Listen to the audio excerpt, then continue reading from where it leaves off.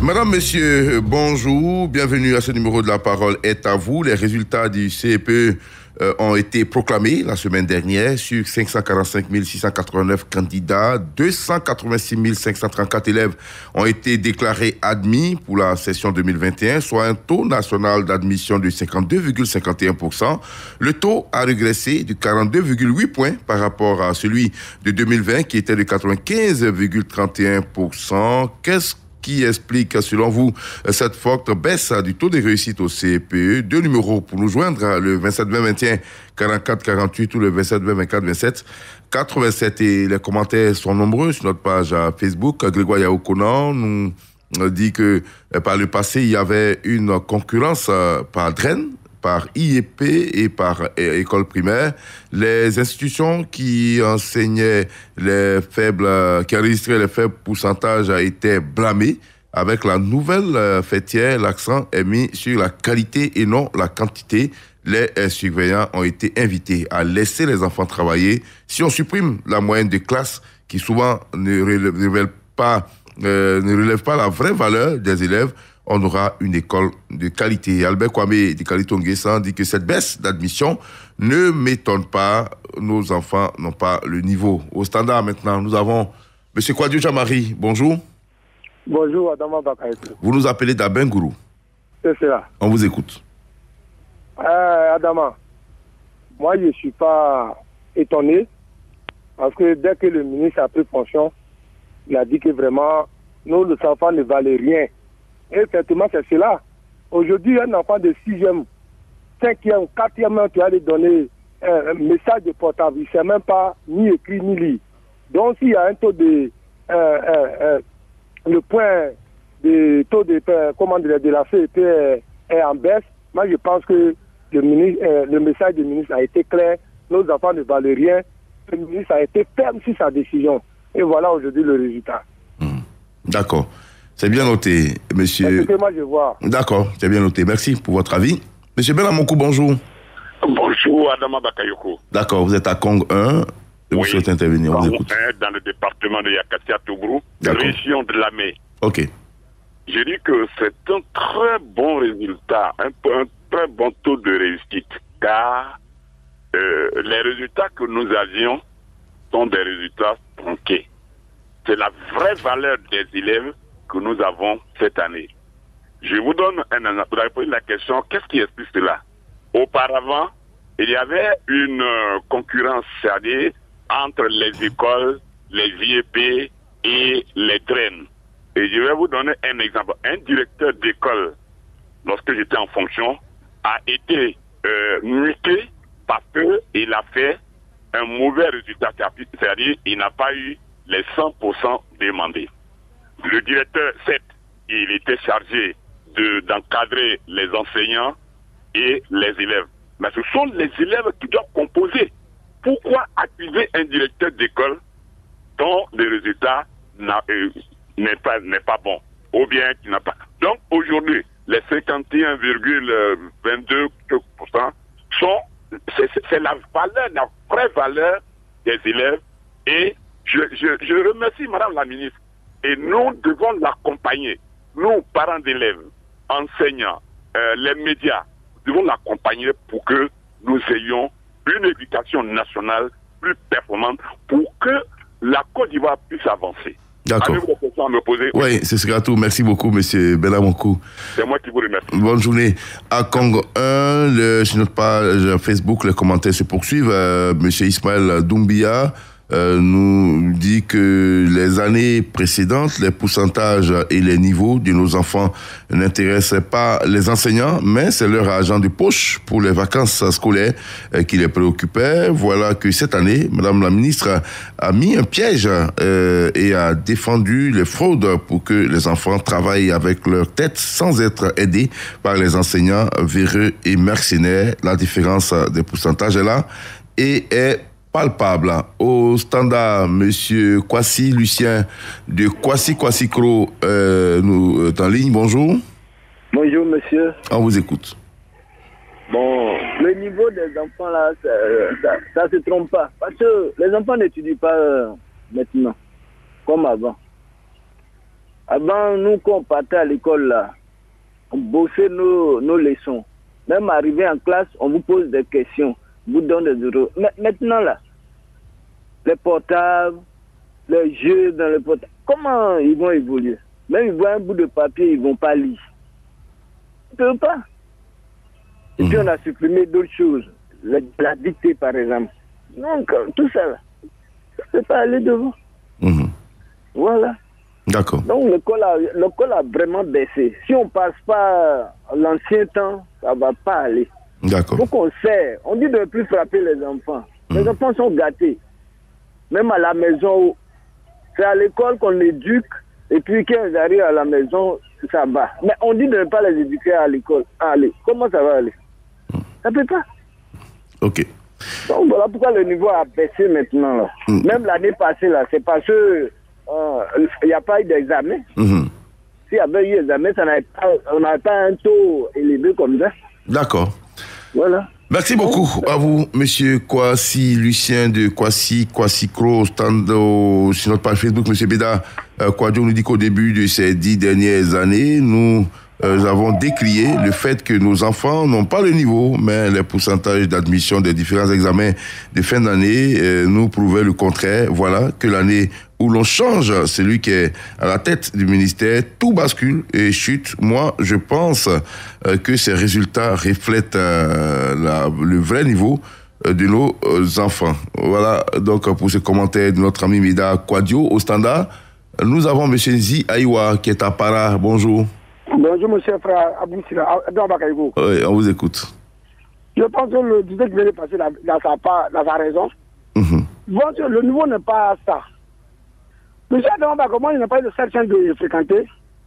Mais ce que j'ai vécu avec eux, à l'âge de ces ils savent lire une lettre. Avant, il y avait lettre. Mais autrement, il y a un enfant qui fait la 6e, il ne sait pas lire. Il ne sait pas lire. Moi, mais il ne sait pas lire. Souvent, quand il reçoit le message dans mon téléphone, il donne à les enfants, ils ne savent pas lire. Ils ne savent pas lire. Donc, je veux l'éducation, ce n'est pas ça. Mais on peut revenir à ancien temps. Quand il dit ancien temps, la chicotte. Avant, un élève, quand il voit son maître passer, il se cache. Mais en tout cas, c'est les enfants qui évitent les mettre dans les bâtis. Mais à quoi? Nous, les parents paysans, on fouille, on dit faut payer tant. On paye 2 fois durant l'inscription, on paye 2 fois. On dit à ligne, on dit tant, c'est quoi? Et puis les enfants pour rien. On dit il faut avancer les enfants. Par fin devant là-bas, ils sont rien. Donc, moi, je suis à Bagago. J'ai remarqué ce matin, ça fait mal. Moi, je n'ai pas eu la chance de fréquenter, mais tous mes enfants sont à l'école. Mais les enfants, ça n'a pas dit. D'accord, c'est bien noté. Merci pour votre intervention, monsieur Nzi Aïwa de Para. Je rappelle que Para est dans le sud-ouest de la Côte d'Ivoire vers Tabou. Dapa nous dit que Dapa est à Riglo.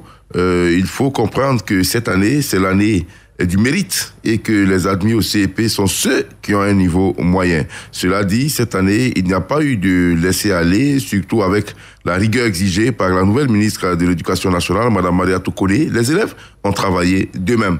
Monsieur Tchekpa Henri de Yopougon, bonjour.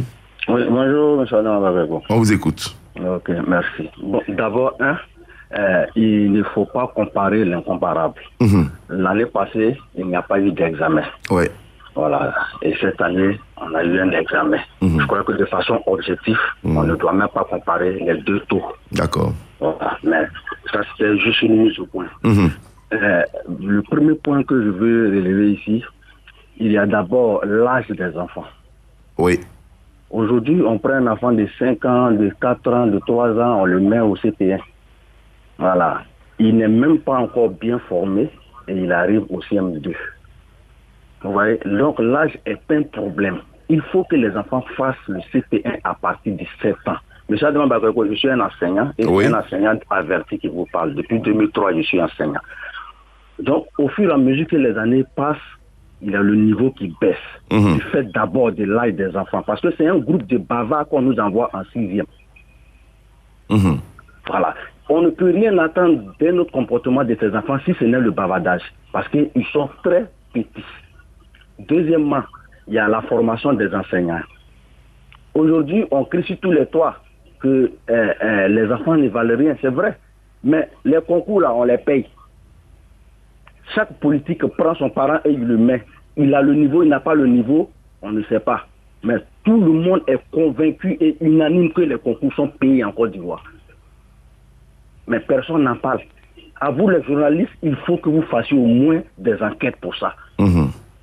Parce que c'est un fait réel. Oui. Les plus méritants ne sont pas admis au concours. Bon, comment voulez-vous qu'on ait un enseignement efficient?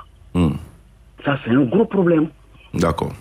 Troisièmement, le privé a plus d'enseignants que le public en Côte d'Ivoire. C'est un fait.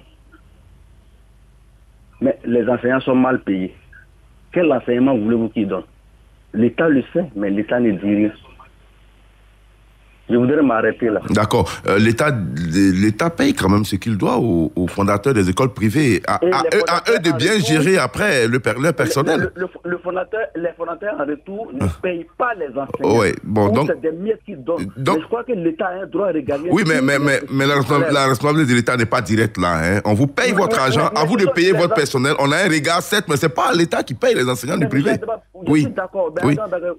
Oui. L'avenir de ces enfants-là je sais. est assuré par l'État. Oui. L'État doit avoir un droit, étant donné qu'eux-mêmes sont déjà les fondateurs. Je sais, mais ce que je veux dire, la responsabilité de l'État n'est pas directe là. On est d'accord. Voilà, l'État paye ce qu'il doit aux écoles privées, aux fondateurs de payer les enseignants. Maintenant, si vous dites que l'État doit avoir un regard, d'accord, mais l'État n'a pas une responsabilité directe. Effectivement, l'État doit avoir un regard. Ok, c'est bien noté. Oui. L'État envoie des inspecteurs. Oui. Pour voir, comment on appelle, pour former, n'est-ce pas, les enseignants, bien pour sûr. inspecter les enseignants. Mais peut voir un enseignant qui n'a pas de salaire. Des salaires, je suis d'accord. Je pense qu'au temps de la ministre Kandia Camara, elle avait, je crois, une année tapé sur la table pour demander à ce que les fondateurs des écoles privées réversent correctement les salaires des enseignants. Bon, chose qui n'est pas encore faite. Et vous avez raison d'interpeller là-dessus. Merci beaucoup à vous, monsieur Tchekpa Henri de Yopougon. On part à Gogoualé, c'est Vermont, avec monsieur Kambou Dieudonné. Bonjour. Bonjour, Adama Bakoyoko. On vous écoute. Adama, je veux dire que le taux de participation de reçus de CP cette année m'a pas surpris. Ça veut dire quoi? Parce que les résultats qu'on obtenait nous faisaient croire qu'on a une bonne éducation en Côte d'Ivoire. Et malheureusement, je vais dire que même le problème réel, c'est une chaîne. Mon professeur qui vient de partir, il a poussé une partie. Les enseignants même ne sont pas vraiment formés. Deuxième, les enfants que nous mettons à l'école ne sont pas vraiment les enfants même qui peuvent retenir quelque chose d'abord et puis nous les mettons à l'école. Le système de tests, comme on appelle à l'école, ont complètement changé. Le SICOT n'existe plus. Les enfants, quand ils vont à l'école, ils n'ont pas très bien de l'être maître. Ça veut dire quoi? Il ne faut pas aussi battre l'enfant pour aller le blesser. Mais il faut effrayer l'enfant. L'enfant puisse avoir l'idée de ce que tu vas, c'est-à-dire avoir peur un peu, ce que tu vas lui dire, il va vouloir garder pour que demain, si tu lui demandes, il puisse répondre. Mais si l'enfant n'arrive pas à garder ça, n'a pas peur de garder ce que tu lui dis, demain, il va faire quoi? C'est devenu difficile. Mais en tout cas, avec l'arrivée de cette nouvelle ministre, bon, je pense que ce résultat-là, bon, ça peut nous amener en arrière. Mais ça sera bon en Côte d'Ivoire. Vraiment, sinon, c'est très difficile. D'accord. Merci, M. Kambou Dieudonné. Sur notre page Facebook, M. Kwasi Renaud Kwaku nous dit que le changement des programmes a fatigué les élèves. Ce n'est pas les méthodes canadiennes de l'année dernière, ce qui a provoqué une baisse de pourcentage, signé donc Renaud Kwaku, qui est à bon nom. Et puis, M. Boureima Simba dit que c'est la rigueur dans la gestion des examens qui a produit ce résultat cette année. Bonsoir, c'est Rémi. Nous dit qu'il faut dire que le résultat de cette année est conforme à l'enseignement donné et au travail fourni par les enfants, alors que dans un passé récent, la qualité de l'enseignement importait peu. Il fallait seulement faire passer les élèves en classe supérieure. L'école était tout simplement dévaluée. Et je pense qu'il faut avoir la réalité et faire face à ce bas niveau de nos enfants. Monsieur Alphonse Fao, il s'agit pas d'avoir un pourcentage élevé pour dire qu'on a fait un bon boulot. Pour ma part, ce pourcentage est trop élevé. Il vaut mieux avoir 1% de réussite dans le fond qu'avoir 95% de tonneaux vides. On retrouve au standard monsieur Augustin Mainthieu. Bonjour. Bonjour, monsieur. Vous êtes à Séguéla? Oui, je suis à Séguéla. On vous écoute. Ben, je suis un enseignant à la retraite. D'accord. Mais je pense que le problème est à la base. Les enseignants qu'on recrute actuellement n'ont pas le niveau. Ce sont les médiocres là qui viennent enseigner. Quelqu'un qui passe le concours du CAFOP, niveau bac, échoue, et c'est BPC de maintenant là qui réussit. Tant qu'on n'a pas fait un tri parmi les enseignants actuellement là, la chose sera toujours la même.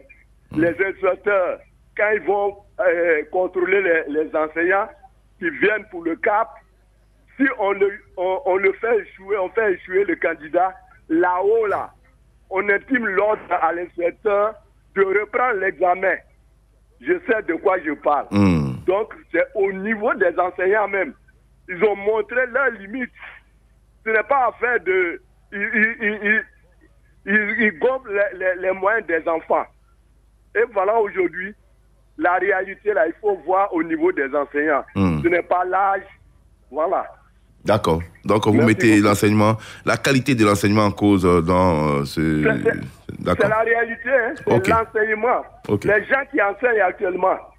Ok, c'est bien noté, monsieur Mathieu Augustin. On part à Boisseau avec monsieur Daniel Malan. Bonjour. Bonjour, monsieur Adama Bakaïko. On vous écoute. Bon, nous disons merci au gouvernement et à tout ce que l'État fait au niveau de l'éducation. Mais il est bon de critiquer, mais d'apporter des solutions pour que cela change. Oui. Donc, actuellement, bon, il faut, comment on appelle ça, trouver des mécanismes. Les gens qui veulent, par exemple, le système français qui a été imposé, c'est pas un bon système. Il faut inculquer à l'éducation le savoir-faire, le savoir-être à nos enfants. Est-ce que vous voyez? Oui. Voilà, parce que au niveau du CP1, par exemple, il y a des enfants qui sont en 6e qui ne savent ni lire ni écrire. Donc, il y a un véritable problème qu'il faut toucher. Voilà, donc c'est ma participation à ce niveau. D'accord. Merci à vous, M. Daniel Malan. Bonne journée à Boisseau. On part pendant ce temps à Krezoukou, c'est vers Divo, avec M. Taïro Nicolas. Bonjour. C'est bien Krezoukou, monsieur. Krezoukou. Bon, le réalisateur a écrit Krezoukou, hein. Valentin Kwasi. Je crois que M. Taïro va vous tirer les oreilles. Hein. Non, c'est donc Krezoukou. Oui, Krezoukou, d'accord. C'est le département de Divo. D'accord, on vous écoute. Bonjour, la voix chaude. Oui, bonjour. Ouais. Bon, vraiment, ce phénomène-là, il est un peu décourageant. Hein? Parce que moi, chez moi, à Krezoukou, par exemple, c'est un centre d'examen. Où 6 écoles ont composé pour l'entrée en 6e. Et quand j'avais fait un tour le jour de la composition dans le centre d'examen, j'ai été surpris que les élèves à qui on donne les épreuves ne peuvent même pas lire. Parce que les enseignants ont refusé de lire, de faire la lecture à la place des enfants. Ils ont seulement distribué les feuilles aux enfants et à chaque enfant de lire et de comprendre avant de composer. Ouais. Mais c'était vraiment difficile, je vous assure. Personne des enfants ne peut lire. Et d'autres ont regardé les épreuves sans rien écrire et puis leur a sonné. Wow. Mais je vous apprends aujourd'hui que Krezoukou, qui est un groupe scolaire, Krezoukou 1, Krezoukou 2, Krezoukou 3, il y a eu Krezoukou 1, 7 à 10 Krezoukou 2, 3 à 10 et Krezoukou 3, 5 à 10 Au total, des élèves, c'est combien? Sur près de 90 élèves. Ah, ça, c'est pas bon. Hein? Ah oui, mais le taux est bas. Bon, maintenant, moi, je me pose la question de savoir, un parent qui met son enfant à l'école depuis le CP1 jusqu'au CM2, pourquoi l'enfant ne peut pas lire? À qui la faute alors? Parce que je me pose la question, à moi-même, à vous et aux Ivoiriens. Un parent qui dit que mon enfant, je l'amène à l'école pour un savoir, pour une connaissance. Et il y a des gens qui sont, au nom de l'État, qui sont à l'école pour leur apporter cette connaissance-là. Et les enfants, un enfant du CP1 jusqu'au CM2 ne peut pas lire, ne peut pas faire une phrase, ne peut pas écrire son nom. À qui la faute? La question mérite d'être posée et je crois que les autorités doivent véritablement se pencher là-dessus parce que tout le monde est impliqué dans l'éducation de l'enfant. Il n'y a pas que l'enseignant, il y a l'enseignant, certes, il y a aussi le parent qui doit faire un suivi rigoureux. Quand l'enfant sait qu'on le suit, généralement, il se tient bien. Oui, mais je suis d'accord avec vous. Hein. Mais dans un premier temps, pour moi, pour cette histoire-là, au moins l'enseignant qui enseigne l'enfant a au moins une charge de 70%. Oui, je suis d'accord avec de la vous. connaissance à l'enfant. Bien sûr. Voilà. Maintenant, le parent a lui, maintenant, de colmater un peu les brèches. D'accord. Oui, pour accompagner maintenant l'enfant. Mais d'abord, l'enseignant lui-même, que l'État a désigné pour apporter cette connaissance à l'enfant, il faut qu'il le fasse de manière noble. D'accord. Merci beaucoup. C'est pas ce que nous constatons. C'est bien noté, M. Taïro. Merci beaucoup. Vraiment, c'est difficile. Ok. Merci. Vous êtes le dernier donc à intervenir ce matin. On a été très heureux de vous savoir nombreux à l'écoute de cette émission. Demain matin, Abou Sila sera en votre compagnie. Moi, je vous retrouve lundi prochain, bien sûr, encore dans un village de l'Indénié du Hablin. Nous continuons, bien sûr, un peu encore après notre retour. Et puis, on se retrouvera certainement lundi prochain, 12 juillet, pour La Parole est en vous, en direct ici. Mais demain, déjà, Abou Sila sera en votre compagnie. On se dit à très bientôt. Radio Côte d'Ivoire, Abidjan 88.fm.